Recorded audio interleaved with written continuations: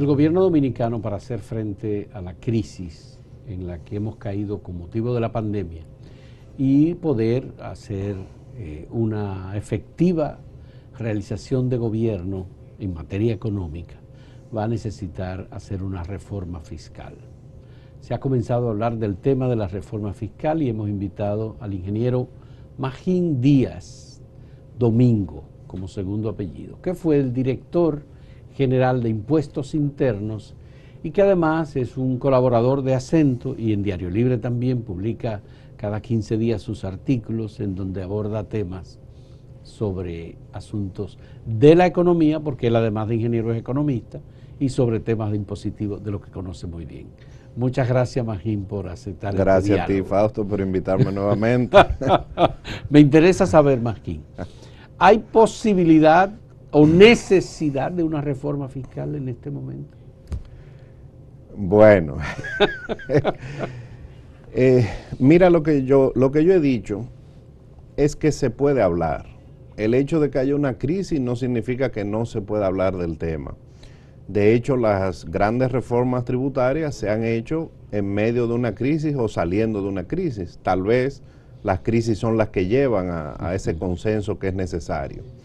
Evidentemente, esta es una de las crisis más grandes que ha tenido el mundo entero en más de 100 años. El Banco Interamericano de Desarrollo, por ejemplo, tiene una base de datos de 200 años y dice que esta es la mayor caída de la actividad económica en América Latina en 200 años. Porque es una crisis exógena a la economía, inició con una crisis de salud, sí, que llevó a una crisis de producción, de oferta, de demanda, la gente se quedó sin empleos. Entonces es una crisis compleja y los países han tenido que endeudarse, esa es la recomendación.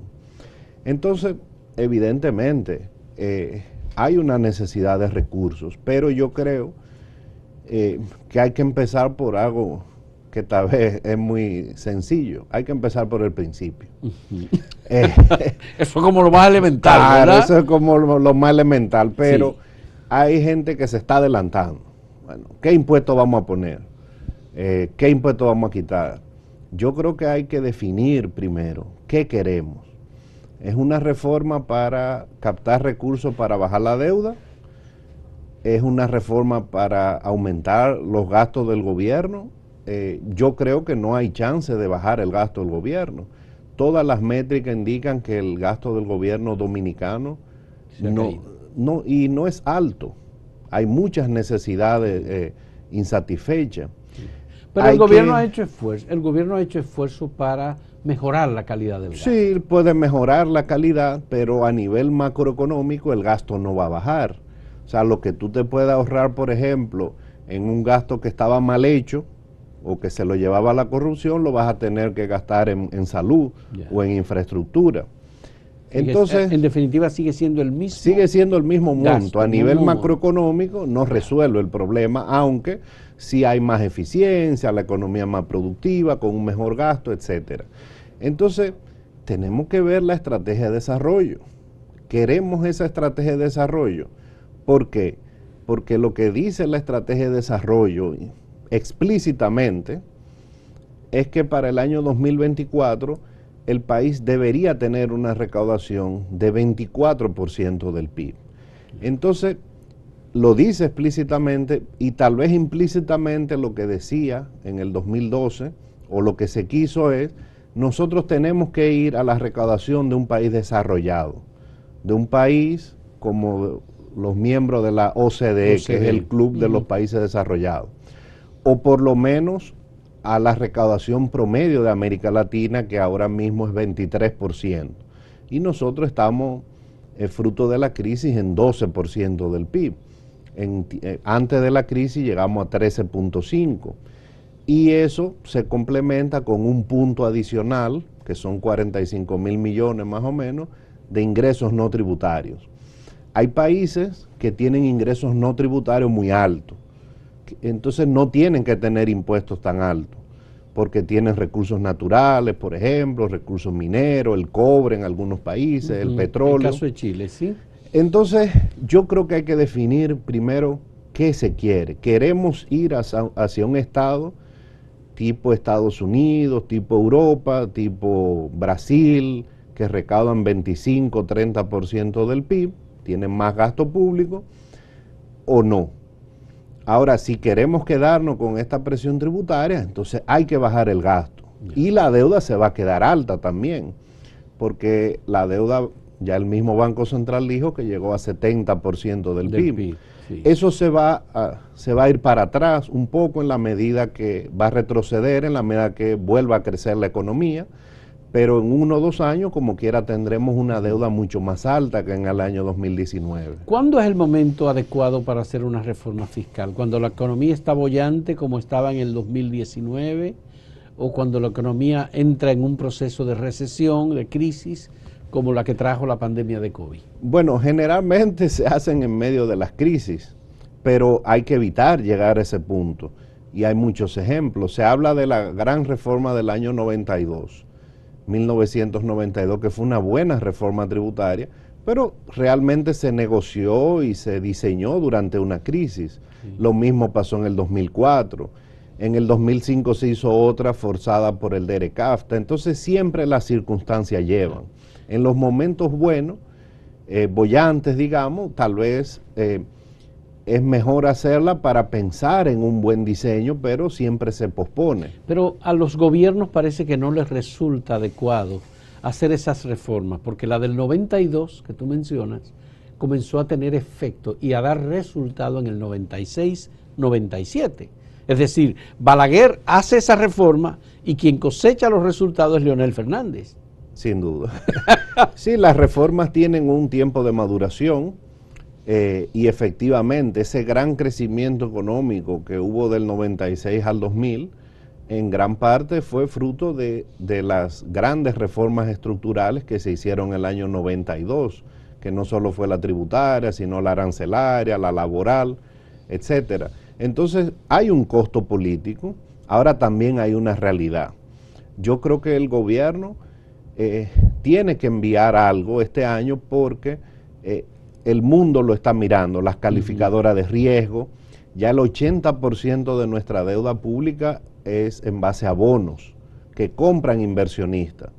Entonces, ¿cuál es el gran problema? El gran problema no es el stock de la deuda, la masa de la deuda que ahora mismo son la deuda del sector público no financiero son unos 45,000 millones de dólares, que eso equivale a 56% del PIB. Yeah. Y cuando tú sumas la del Banco Central, son unos 10,000 millones de dólares más, y ahí llegamos a 70% del PIB. Pero ese no es el gran problema. El gran problema es el flujo, el pago de intereses. Ya este año, el pago de intereses es casi equivalente al gasto en educación. Es decir, el 4%. 4% del PIB. Este año, por ejemplo, en el presupuesto, el gasto en educación creo que son 196,000 millones de pesos y el gasto en intereses creo que son 185,000 millones. Es decir, que capital e intereses... Solo intereses. Y para pagar el capital no hay... El capital es un poco más. Un poco más. Pero el problema es la carga de los intereses. ¿Por qué? Porque ahora mismo hay dinero para refinanciar. Por ejemplo, del presupuesto del 2021, ¿cuánto se estaría llevando? El monto del presupuesto. Solo intereses, el 30%. El 30% de los ingresos. Correcto. Entonces, cuando tú sumas ingresos, intereses, más educación, eso es el 60% de los ingresos del gobierno. Sin gastar en salud, sin gastar en seguridad, sin gastar en nada más. Yeah. Entonces, países similares al nuestro, el pago de intereses es aproximadamente 10% de los ingresos. Entonces el problema es más del flujo, de la carga de los intereses que está dejando al gobierno sin dinero para gastar en infraestructura y en otros rubros. Okay. Ahí hay un problema. Bien, vamos a hacer una primera pausa en este diálogo con Magín Díaz a propósito del tema de la reforma fiscal que ya está siendo planteado por el presidente Luis Abinader. En un momento volvemos.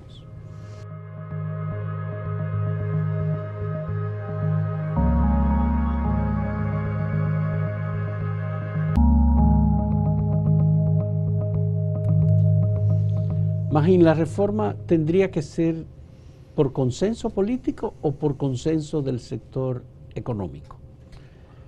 Bueno, yo creo que al final son las fuerzas políticas las que se tienen que poner de acuerdo. El Poder Ejecutivo somete, el Congreso es que aprueba. Yo creo que se puede hacer una conversación, un diálogo. De hecho, el presidente convocó al Consejo Económico y Social. Es muy difícil llegar a consenso. Fíjate que el pacto eléctrico duró años y años, y el PRM se negaba a firmarlo, y al final se firmó el pacto que ya se había consensuado en el año 2017. Consensuado no significa que todo el mundo esté de acuerdo. Entonces yo creo que hay que escuchar, el gobierno debe escuchar a todos los sectores. Va a ser muy difícil porque todo el mundo quiere que pongan más impuestos, que se recaude más, pero que pague otro. Entonces al final no debe ser un economista que haga la reforma, hay que escuchar a los técnicos, no es un abogado. Al final es un acuerdo político que hay que llegar. Uno de los puntos claves del tema de la reforma fiscal es si es posible o no reducir la evasión. Un tema en el que tú tienes una experiencia muy alta y muy grande, y hay que reconocer eso, porque además mencionaba Lois Malcún, dice: el caso de Lola Flores en España representó un aumento significativo de las recaudaciones, porque la gente voluntariamente fue. Pero aquí en República Dominicana hubo muchos casos en tu gestión de la DGI con personas que fueron a prisión por evasión, por elusión, varios casos conocidos de personalidades y empresarios. Sí, ¿Cómo se logra reducir en tu criterio la evasión fiscal? Mira, yo creo que primero es un tema cultural. Aquí se penaliza socialmente mucho la corrupción del lado del gasto del gobierno. Sí. Pero la evasión no es tan mal vista por la sociedad. De hecho, hasta se justifica. Y muchos consultores con los que yo he hablado en toda mi experiencia de gobierno, decían que eso era un caso muy extraño. Es como que la sociedad justifica la evasión. Siempre los casos penales son la excepción. Se habló mucho de los casos penales que se sometieron a la gestión anterior, pero fueron 20, 25 casos de miles de casos. Siempre son casos muy puntuales, como hacen todas las administraciones tributarias y como hizo España en su momento, y como lo ha hecho. Ha llamado a los grandes íconos deportivos, a Lionel Messi lo llamaron, a Cristiano Ronaldo lo llamaron, claro, sí. A Isabel Pantoja también, la cantante, la llamaron. O sea, se trata de que todos deben ser iguales ante la ley. Entonces yo creo que hay que ir cambiando esa cultura de que la evasión es tan grave como la corrupción de un funcionario público. A veces a un funcionario público, y con razón, lo quieren linchar porque entienden que se robó 10 millones de pesos o 100 o 200, y puede haber casos de evasión de 500 o de 1.000 millones de pesos, y la sociedad dominicana tal vez no lo ve mal, hasta lo justifica en algunos casos. Yo creo que eso es un proceso que va a ir cambiando. Como te dije, siempre deben ser excepciones, pero son excepciones que hay que hacer porque hay que dar señales.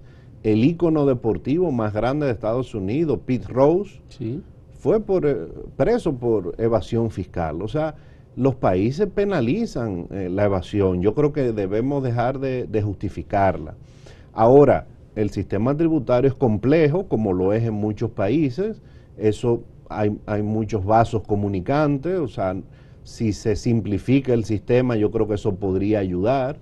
Pero yo creo también que hay que dar señales, y esta administración debe dar continuidad a esas señales, porque de lo contrario se va a perder la percepción de riesgo. Es decir, establecer una cultura de cumplimiento tributario se lleva un tiempo. Esa cultura, o la búsqueda, digamos, de establecer esa cultura se inició contigo. No, hubo situaciones, hubo casos. Yo recuerdo siempre tu discurso ante la Cámara Americana de Comercio, en donde tú estableciste una serie de parámetros sobre el tema de la evasión y la necesidad que había de ponerle fin a ese deporte nacional. Sí. Así le decía, es un deporte nacional evadir impuestos. Así dije, sí. Sí. Mira, yo creo que inició antes, yo creo que la DGI cuando se creó en el año 97, eso fue un hito importante porque se modernizó, o sea, Juan Hernández creó una institución moderna, la cultura era cero de pago y yo creo que ahí se empezó a incluir, o sea, que es algo que ha tomado tiempo, pero debe acelerarse, el gobierno necesita recursos. Ahora la sociedad también debe penalizar. A veces yo le decía a algunos evasores que iban, es casi como que yo te tengo que pedir perdón a ti. Entonces, así no funciona. Entonces, el funcionario corrupto que se roba un dinero es tan culpable también como el empresario o empresario entre comillas, que se lleva 100 millones de pesos, pero la sociedad todavía no lo ve así. Yeah. Y es muy diferente, por ejemplo, en Chile, cuando se detectan esos casos de evasión, la opinión pública se vuelca en contra de esas personas. Y no puede resultar, por ejemplo, que los más notorios evasores fiscales sean los más dispuestos a financiar campañas políticas. Yo creo que sí, que hay un componente político importante. Yo creo que el presidente Medina sentó un precedente porque él dio independencia a la DGI. Muchos evasores buscaron apoyo político para tratar de seguir con sus prácticas y no lo lograron en la gestión anterior. Yo espero que se siga ese precedente que se marcó, de que cuando usted detecta un evasor, pues él no vaya donde algún político, algún militar a tratar de que lo proteja. ¿Tú tuviste experiencia sí, claro, de haber perseguido a evasores financiadores de campaña? Digamos que buscaban la protección de políticos, pero no se aceptaba esa presión. Yo creo que el trabajo nuestro era buscar los impuestos dentro del marco de la ley, pero sí hay esa cultura de que se trata de negociar fuera de la administración tributaria. O gente que nunca pagó impuestos, que finalmente tuvo que sentarse a negociar y comenzar a pagar. Correcto, porque aquí se habla de aumentar la base tributaria. ¿Y qué es aumentar la base tributaria? Es salir a buscar fuera del zoológico, como dijo un empresario.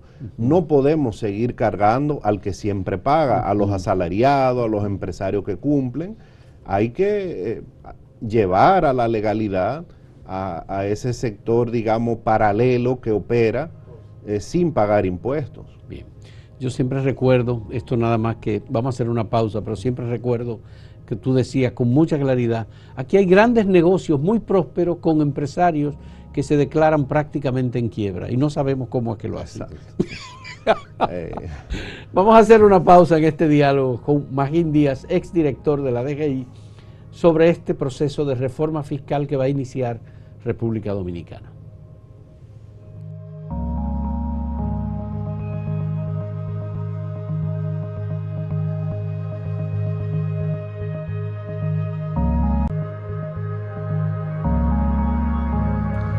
Magín, sin duda, el impuesto a la transferencia de bienes industrializados y servicios, ITEBI, es el gran recaudador del Estado dominicano. Esa es la vía. ¿Cómo entiendes que en una reforma fiscal, cuando se plantee en una mesa de discusión, cómo se puede manejar el ITEBI? Bueno, necesitamos bajarlo, subirlo. Necesitamos varias horas de programa aquí. Mira, la respuesta es un poco compleja, ¿verdad? Hay una gran reforma tributaria, debe basarse en los grandes pilares del sistema. ¿Cuáles son? ITEBIS e impuestos sobre la renta, que son casi 2/3 partes de la recaudación. Yeah. Más del 60% de la recaudación viene de esos dos impuestos. Queremos hacer una reforma integral, hay que rediseñar los dos grandes impuestos, el ITEBIS y el impuesto sobre la renta. Ahora, el ITEBIS es un impuesto al consumo. Hay un tema de progresividad, regresividad en la discusión del ITEBIS. Y el problema para mí, y hay que ser muy cuidadoso con el ITEBIS, el problema no son ni los ricos ni los pobres. ¿Por qué? Porque a los ricos queremos cobrarle ITEVIS. Ahí no hay discusión. Y con los pobres tenemos el mecanismo de compensar. De compensación. Claro, que es lo que se llama ahora el IVA o ITEVIS personalizado. Vamos a cobrarle a todos y vamos a compensar al 20 o 30% más pobre de la población. Y el país tiene un esquema de transferencia bien montado, como se demostró en la crisis. Hay la capacidad de compensar eficientemente a esos grupos de la población. Eso significa que tú estás planteando la idea de la generalización del ITEVIS y que no haya ningún tipo de excepción. No, siempre va a haber algunas. El tema es que no puede haber exención tan generalizadas como hay aquí. Yeah. Ahora, el problema, ¿por qué? Porque el tema de las exenciones es que al tú exonerar a los pobres o a la clase media, también estás exonerando al rico. Entonces es una estrategia, digamos, mala en ese sentido, porque hay gente que puede pagar el ITEVIS y tú lo estás perdiendo. ¿Y en cuáles casos se produce, digamos, menos escape? No, ahora el problema, para terminar la idea, a los ricos queremos cobrarle, sí. A los pobres le podemos cobrar y lo podemos compensar. El problema es generalizar el ITEVIS en la clase media. ¿Qué hacemos? Porque no hay dinero suficiente para compensarlo. Entonces hay que buscar mecanismos para ampliar la base del ITEVIS y compensar de alguna manera a la clase media. Ahora, para un país pobre, relativamente, un país pequeño, pues no podemos compensar a todo el mundo, entonces va a haber perdedores en la reforma. Entonces va a haber, si la estrategia es con el ITEVIS, el gobierno va a tener que saber vender bien esa reforma. ¿Qué se le va a dar a la clase media? Tal vez no se le puede dar recursos porque no va a haber, pero se le puede dar mejores servicios, mejor calidad de educación, mejores carreteras. O sea, la clase media es un tema. Podría acompañarse la reforma de un aumento de salarios. Y la clase media ha pasado a ser una gran preocupación desde hace varios años, sobre todo a raíz de la explosión social que hubo en Chile. Entonces, hay que tener cuidado cómo diseñar. Claro, para un administrador tributario lo ideal es que el ITEVIS sea general. Y por lo visto, clase media es decisoria en procesos electorales. Sí, porque es la gran masa.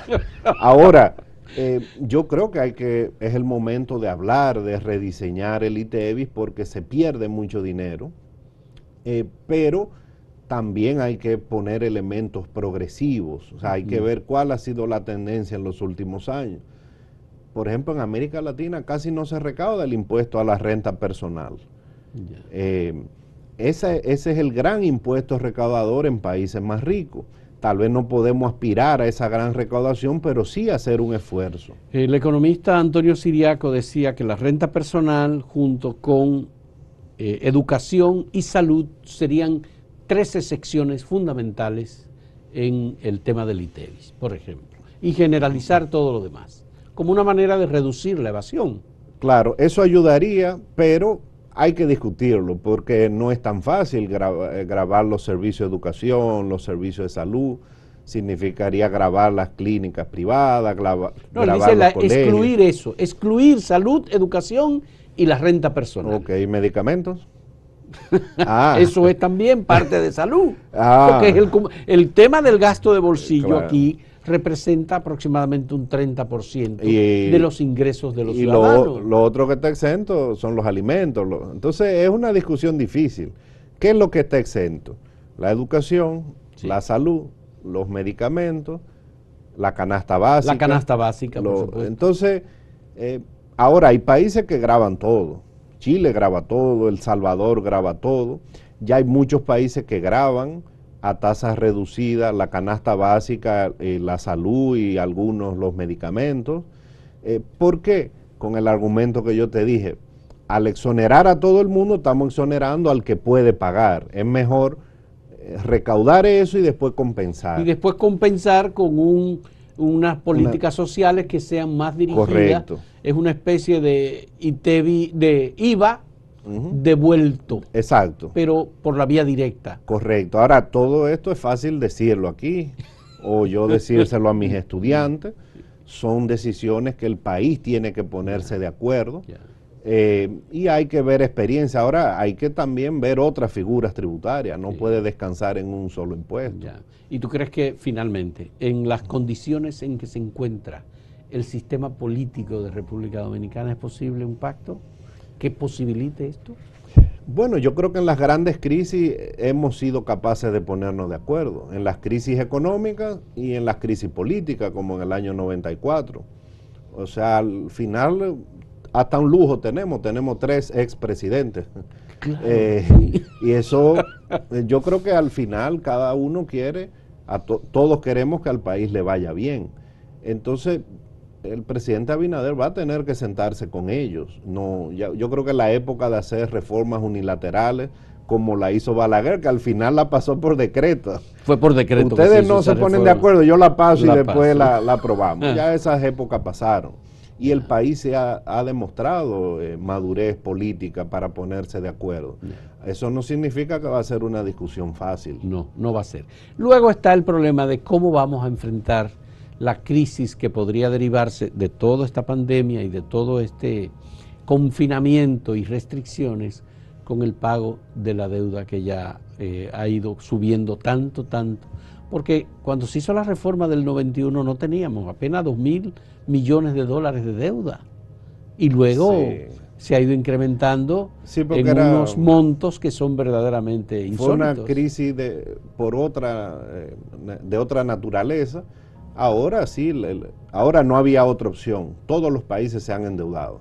Y este es el debate en todos los países. En Colombia se está sometiendo una reforma en esta semana. En Chile ya se hizo una comisión para estudiar qué reforma se va a proponer.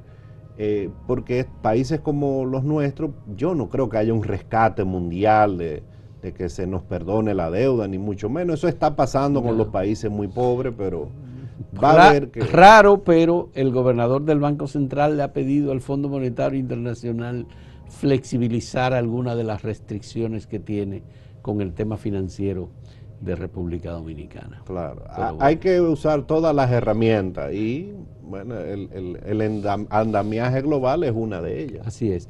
Muchas gracias a Magín Díaz Domingo, que es ingeniero industrial, pero era el director general de Impuestos Internos en la pasada administración hasta el 16 de agosto.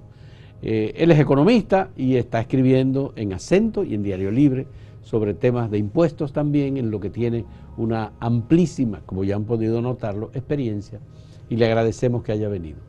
Muchas gracias a ustedes por participar también con nosotros en este diálogo.